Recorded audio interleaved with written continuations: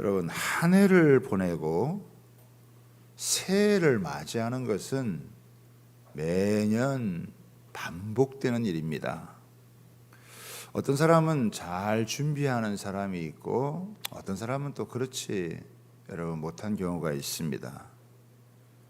그러나 인생에서 대부분 승리하는 사람들은, 특별히 신앙에서 승리하는 사람들은 준비를 잘하는 사람들입니다. 기도로 준비를 하고 말씀으로 준비를 하면 하나님께서 은혜를 베풀어 주십니다. 많이 준비한 사람들은 많은 은혜를 주시고, 특별히 준비한 사람들은 하나님께서 특별한 은혜를 부어 주시는 것입니다. 하나님께서 이스라엘 백성들을 항상 축복하실 때 보면 이른 비의 은혜와 늦은 비의 은혜를 준다는 거예요. 이스라엘은 사실은 늦은 비부터 시작이 되는 거예요. 늦은 비의 은혜가 임하고 또 이른 비의 은혜가 임하는 거예요. 그래서 하나님께서 그 적당한 때에 필요한 비를 내리신다는 것은 하나님께서 은혜를 베풀어 주신다라고 하는 것을 여러분 의미하는 거예요. 사실 모든 것보다 가장 필요한 게 여러분 기도입니다. 우리가 하나님 앞에 간절한 마음을 갖고 힘을 다해서 기도하면 우리의 정말 구하는 것이나 생각하는 것에 더 넘치도록 은혜를 베풀어 주시는 분이 우리 하나님이시고, 그 하나님의 사랑이 얼마나 큰지, 하나님의 자비와 긍휼이 얼마나 풍성한지 우리로 하여금 우리 인생 가운데서 경험할 수 있도록 역사해 주신다라고 하는 것입니다. 우리가 말씀을 붙들면 하나님께서 우리 인생을 붙들어 주시는 역사가 있어요. 우리가 말씀을 붙들고 기도하면 하나님께서 없던 것도 우리에게 생기게 하시는 놀라운 역사를 하나님께서 베풀어 주신다라고 하는 것을 우리는 경험적으로 알고 있습니다. 한 해를 우리가 이렇게 마감하고 또 한 해를 이렇게 정리하는 이 시점에 우리에게 한 해 동안 하나님께서 베풀어 주신 것들을 다시 한번 우리가 생각을 하고, 또 우리가 내년 한 해를 기대하면서 또 비전을 갖고 미래를 또 우리가 소망하면서 한 걸음씩 나아간다는 거, 이게 얼마나 중요한지 모릅니다. 하나님께서 우리에게 베푸시는 그런 은혜가 아니면 우리가 꿈도 못 꿀 일이지만, 그러나 하나님께서 우리에게 베푸신 은혜가 참 크기 때문에 그 은혜가 어디에까지 미치는지에 대한 것을 오늘 이 시편 102편을 통해서 우리가 잠시 살펴보고 여러분 기도하면 좋을 것 같아요. 자, 시편 102편의 이 타이틀을 한번 보시죠. 타이틀을 보면 뭐라고 나와 있느냐? 고난 당한 자가 마음이 상하여 그의 근심을 여호와 앞에 토로하는 기도다, 이렇게 얘기해요. 그러니까 아마 이 시인이 되게 어려운 시간을 보낸 거죠. 코로나를 겪으면서 많은 사람들이 어려움을 겪었듯이 아마 이 시인이 고난 당하는 자가 그 고난 속에서 마음이 상해서 그 근심 가운데 하나님 앞에 토로하며 기도하는 거예요. 그렇죠? 그래서 2절에다 보면 뭐라고 돼 있냐? 나의 괴로운 날에 주의 얼굴을 내게서 숨기지 마소서. 주의 귀를 내게 기울이사 내가 부르짖는 날에 속히 내게 응답하소서. 그러니까 나의 괴로운 날이 있는 거예요. 그렇죠? 하나님을 섬기고 또 하나님을 믿고 의지함에도 불구하고 내 인생의 날이 다 평안하고 좋은 것만이 아니라 내 인생의 날에 괴로운 날이 있다는 거죠. 그 괴로움이 어떤 거냐 이렇게 봤을 때 3절 보니까 내 날이 연기같이 소멸해 내 뼈가 숯같이 탔음이라. 아마 이런 어떤 고혈로 이렇게 시달리게 되어지는. 그리고 4절에 내가 음식 먹기도 잊었으므로 내 마음이 풀같이 시들고 말라버렸다. 마음이 어떻게 풀같이 시들고 말라온, 이거는 심신이 괴로운 거예요. 심신이 고통 가운데, 아픔 가운데에서 뭔가 힘든 그런 모습을 갖고 있는 거죠. 그래서 5절에도 보면 나의 탄식 소리로 말미암아 내 살이 뼈에 붙었다 이렇게 할 정도로다가 그렇게 아주 심신이 괴로움을 겪고 있는, 이런 아마 신체적인 어떤 질병 가운데 이렇게 고생하는, 고통하고 있는 그런 모습을 보이는 거죠. 뿐만 아니라 사회적인 어려움도 있는데, 나는 광야에, 6절에 보면 나는 광야에 올빼미 같고 황폐한 곳에 부엉이 같다. 이게 올빼미나 부엉이 같은 경우는 어울리지 못하고 혼자 있는 거잖아요. 그러니까 고독한 가운데 사람들하고도 잘 어울리지 못하고 외로이 있는, 그런 다른 사람들로부터 철저하게 고립되어져서 외로움을 겪고 있는, 고독함을 느끼게 되어지는 그런 모습이 아닌가. 또 여기서 그치지 않고 8절에 보면 뭐라고 되어 있냐면 내 원수들이 종일 나를 비방하며 내게 대항하여 미칠 듯이 날뛰는 자들이 나를 가리켜 맹세하나이다. 그러니까 어떻게 보면 원수의 공격도 있는 거예요. 가까이서 옆에서 그 인격적인 모독과 짓밟음을 이렇게 하게 되는, 사람을 무시하고 그래서 무시를 당하는 이런 일들이 여러분 있는 거예요. 또 뭐 거기까지만 나는 별로 문제가 없고 이렇게 외부적인 또 핍박을 받고 고통과 어려움만 있으면 괜찮을 텐데 10절에 보니까 뭐가 있냐면은 주의 분노와 진노로 말미암음이라. 그렇죠? 주께서 나를 들어서 던지셨나이다. 여기 주의 분노와 진노는 어디 가운데 있냐면은 이 죄와 교만 가운데 있는 거예요. 그러니까 내가 내 자신을 돌아봐도 허물이 없다고 말할 수 없고, 또 내가 이렇게 항상 겸손하고 그렇게 살았다고 할 수 없을 만큼 죄와 교만이라는 것이 내 속에 있는 것을 보게 되어지는, 그러니까 자기 돌아봐도 자기 안에는 너무나 이런 연약하고 또 부족한 모습이 있고, 육체적으로는 질병이요, 또 사회적으로는 고립이요, 또 원수들이 자신을 이렇게 인격적으로 모독하는 이런 일들이 한꺼번에 이렇게 닥치게 되어지니까 참 이게 얼마나 어려운 그런 상황이에요. 그런데 이 시인은 자기가 이렇게 걸린 이런 어려움이 그냥 자기 한 사람에게만 이렇게 끝나는 게 아니라 마치 그런 어려움이 유다라고 하는 나라가 위기 가운데 처하고 어려움 가운데 처한 것하고 같이 맞물려져 있는, 자기도 어렵지만 나라를 생각하면 그 나라도 위태한 가운데 어려운 가운데 처해져 있는, 그래서 마치 자신의 그런 안타까운 이런 입장이 마치 나라가 그런 상황하고 비슷하게 맞물려서 돌아가는 그런 상황을 겪게 되어지면서 그가 이런 이제 시를 쓰게 되는 거거든요. 자, 그런데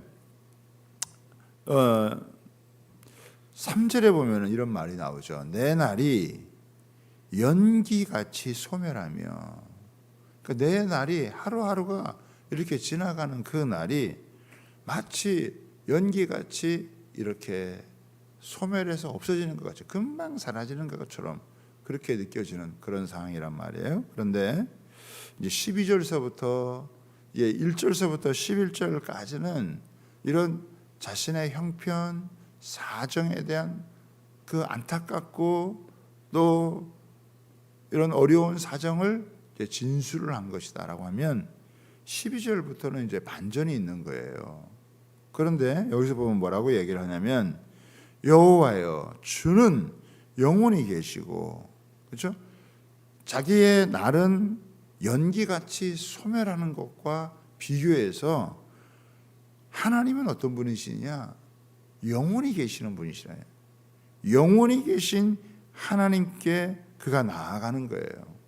그러면서 13절에 보면은 주께서 일어나사 시온을 긍휼히 여기시리니 지금은 그에게 은혜를 베푸실 때라. 정한 기한이 다가오매니이다. 그러니까 여기 지금 보면은 하나님께서 어떤 이 정한 기한, 이 고난과 시련이라고 하는 것에 어떤 정한 기한을 두어서 그 정한 기한의 때가 되어지면 하나님께서 은혜를 베푸실 때인데, 그 기한이 찼다라고 하는 것을 지금 그가 깨닫고 하나님 앞에 고백을 하는 거예요. 자, 그런데 여기서 이제 쉽게 우리가 지나갈 수 있는 말이 하나 있는데, 13절 앞절에 보면은 무슨 말이 있냐면 주께서 일어나사라고 하는 말이 있어요. 그렇죠? 주께서 일어나사. 주께서 일어난다라고 하는 것은 뭔가를 이렇게 딱 작정을 하고 뭔가를 행동으로 옮기게 되어질 때 하게 되는 표현이 일어난다는 거예요. 주님은, 우리 하나님은 보좌 우편에서 우리가 하는 모든 것들을 보고 계시고 그 상황을 아시고 그 형편을 다 아시는 거죠. 그렇죠? 그걸 지켜보고 있다가, 그러다가 이제는 때가 됐다. 이제는 하나님께서 작정한 것을 실행에 옮겨서 그것이 성취되어지고 이루어질 수 있도록 한다는 거예요. 그게 주께서 일어나신다는 거예요. 그렇죠?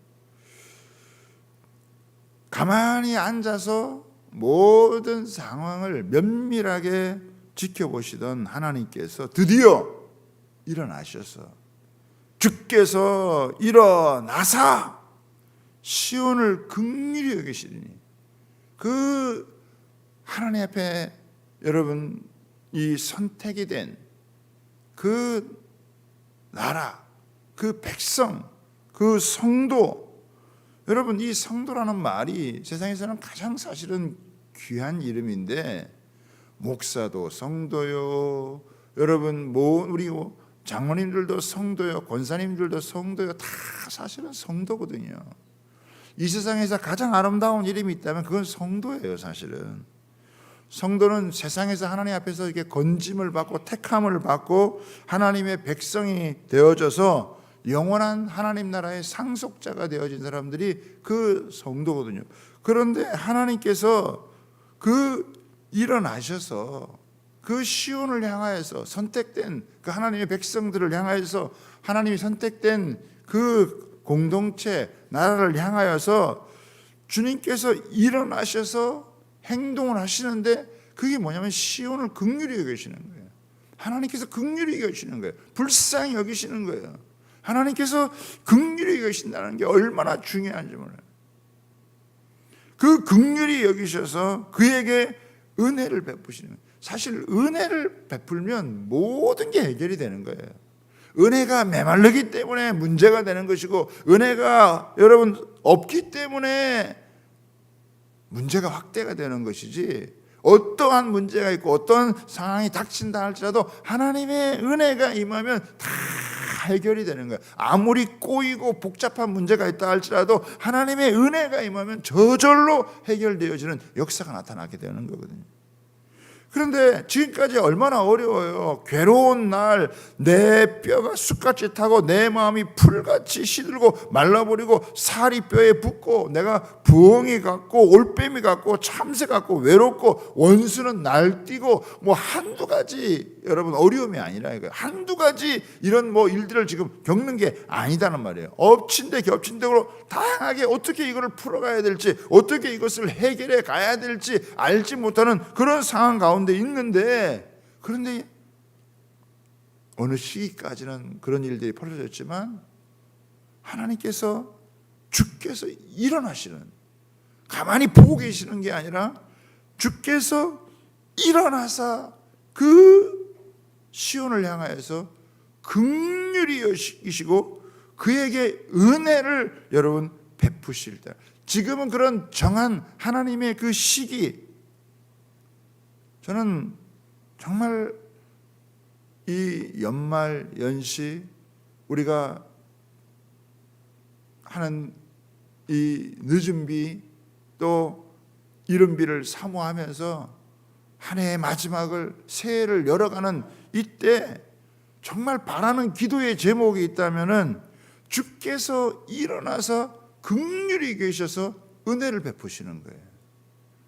우리의 심령이 한 해를 마감하고 새해를 맞이할 수 있는 뭐가 달라지겠냐, 뭐 크게 무슨 변화가 있겠냐, 이런 별 기대가 없이 그냥 뭐 한 해 가고 또 한 해 오는 거지 이렇게 생각할 수도 있지만, 그러나 하나님께서 우리에게 허락한 어떤 고난의 때, 연단의 때, 시련의 이런 때가 지나가고 하나님께서 이제는 주께서 일어나서, 주님 일어나셔 은혜를 베풀면 여러분 회복의 역사가 일어나고 치료의 역사가 일어나고 다시금 새로워지는 그런 역사가 일어나는 거거든요.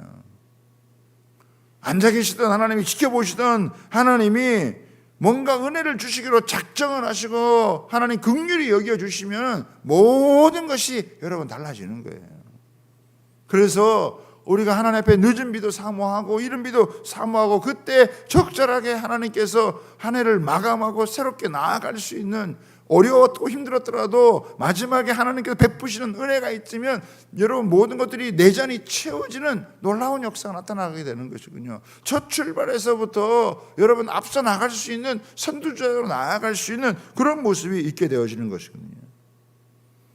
주께서 일어나서 도우시는 거, 주께서 일어나서 은혜를 베푸시는 거, 그것을 경험하는 성도는요 찬송할 수밖에 없고 하나님을 높이 여러분 외치며 찬양하지 않을 수가 없다라고 하는 거예요. 저는 이 새벽의 시간이 하나님의 정한 때가 되기를 소원해요. 새벽마다 나와서 하나님 앞에 부르짖는, 특별히 우리가 특별한 마음을 가지고 작정해서 하나님 앞에 기도하겠다 이런 마음을 가지고 나아갈 때, 사실 기도를 작정하는 거 그냥 뭐 지나갈 수도 있지만 하나님 그런 이 시간에 기도를 작정해서 하나님 앞에서 마음을 올려드릴 때 하나님의 이 정한 시간이 되어지고 하나님께서, 주께서 마치 일어나서 뭔가 은혜를 베풀어 주시는 그런 역사가 나타날 수 있거든요. 여러분 이 새벽이 그런 새벽 되기를 주님의 이름으로 여러분 축복합니다. 그런 은혜를 기대하세요. 그죠? 14절에 보면 이런 말씀이 나와요. 주의 종들이 시온의 돌들을 즐거워하며 그의 티끌도 은혜를 받나니. 하나님의 은혜가 얼마나 강력한지, 하나님의 은혜가 얼마나 그것이 여러분 압도적으로 임하는 은혜인지, 그 은혜가 어떻게 해요? 그의 티끌도 은혜를 받는다는 거예요. 티끌 가운데도 여러분 임한다라고 하는 거예요. 가장 미천하고 가장 연약한 자에게도 여러분 이 하나님 그 은혜가 임하면 그의 인생도 빛나게 되어지고 그의 삶 속에 하나님이 역사하신 은혜로 말미암아서 대적 앞에서 하나님이 상을 차리고 내 잔이 넘치나이다라고 하는 그런 고백을 할 수 있는 그런 놀라운 은혜가 펼쳐지게 된다는 거예요. 티끌 같은 우리에게라도 하나님께서 미천한 자에게 베풀어 주시는 은혜가 얼마나 여러분 큰지, 이거를 이 시인이 이거를 경험을 하는 거예요. 주의 종들이 시온의 돌들을 즐거워하며 그 돌 하나에게도 그 하나 쌓여진 그것이 헛되지 않는다라고 하는 것을 알게 되어지면서 티끌도 은혜를 받는 그런 여러분 모습을 보게 되어지는 거예요. 너무 놀라운 거죠.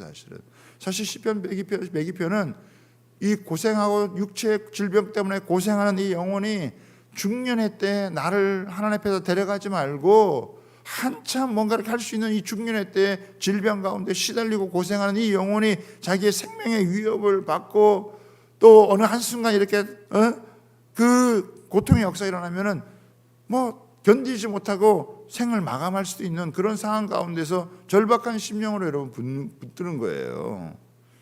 그런데 하나님 앞에 나오면 그 하나님이 그 정한 그 때가 지나가면 사실 이 고통을 받고 어려운 그 시기가 굉장히 힘들고 괴로운 시간이지만 오히려 그때 더 많이 기도하고 하나님을 더 의지하게 돼서 사실은 가장 은혜로운 시기가 되고 하나님이 그를 연단해서 더 놀랍게 세우는 그런 시기가 되어지는 거예요.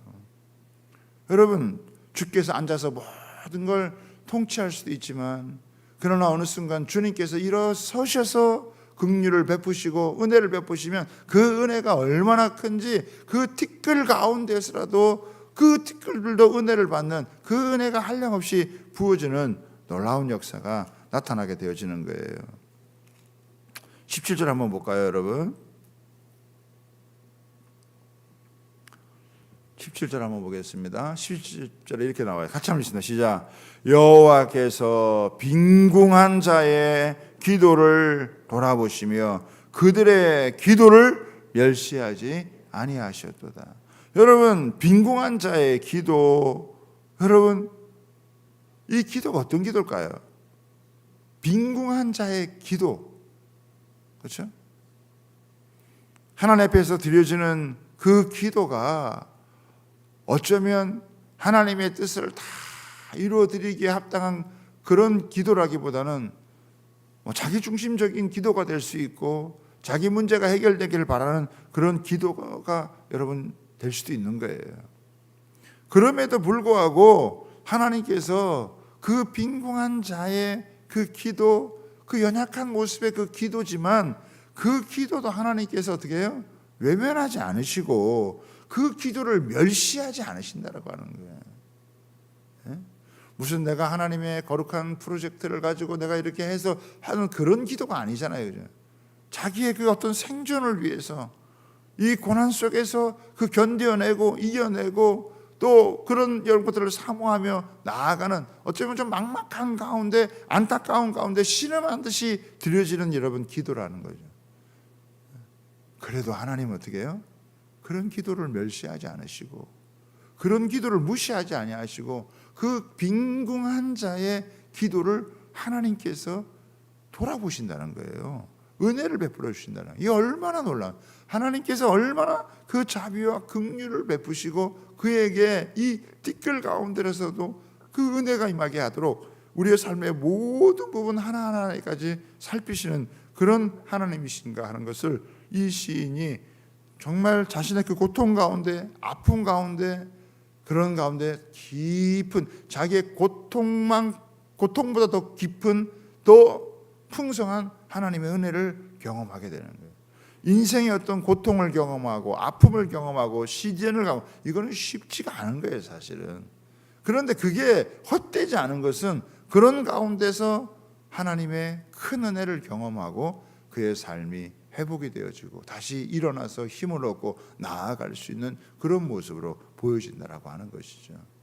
저는 이 새벽에 우리가 드리는 기도가 빈궁한 자의 기도일지라도 하나님이 여러분 그 기도를 돌아보시고 그 기도를 멸시하지 않으신다라고 하는 것을 우리가 믿고 기도할 수 있게 되기를 여러분 바랍니다. 잘 못하는 기도라 할지라도 하나님 앞에 나와서 여러분 진실하게 간구하는 자, 그에게 하나님께서 얼마나 가까이 하시는지,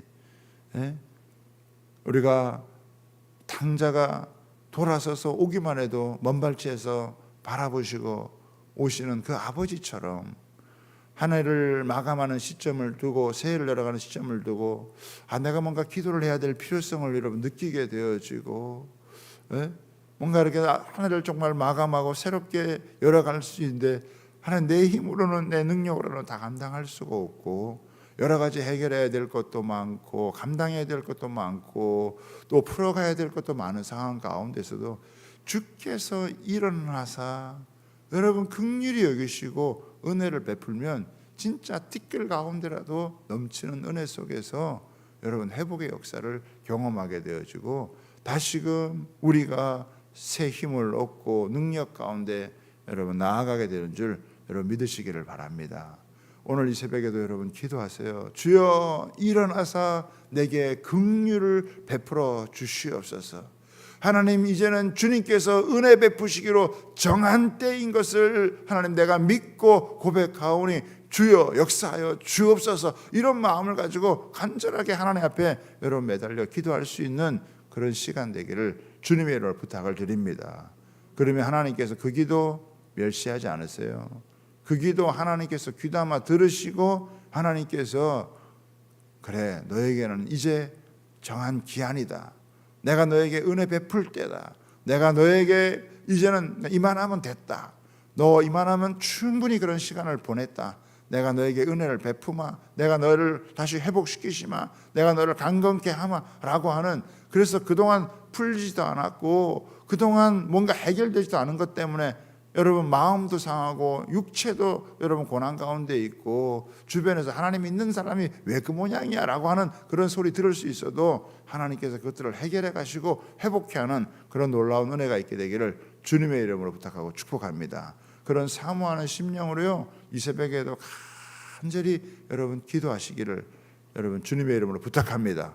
그래서 하나님께서 연말 가운데 일어나셔서 베푸시는 그 은혜가 얼마나 큰지 그것을 가지고 하나님 앞에 감사의 고백을 드리고 또 한 해를 마감하고 새해를 힘차게 출발할 수 있는 이 모든 은혜가 저와 여러분 모두에게 임하게 되기를 여러분 주님의 이름으로 축복합니다. 우리 시간 두 손 들고 한번 주여 부르면서 주님 일어나셔서 긍휼히 여기시고 지금 은혜를 베풀어 주옵소서라고 하는 그런 간절한 이 마음을 담아서 주님 앞에 우리 기도하기를 원합니다. 우리 주여 삼창을 기도하겠습니다. 주여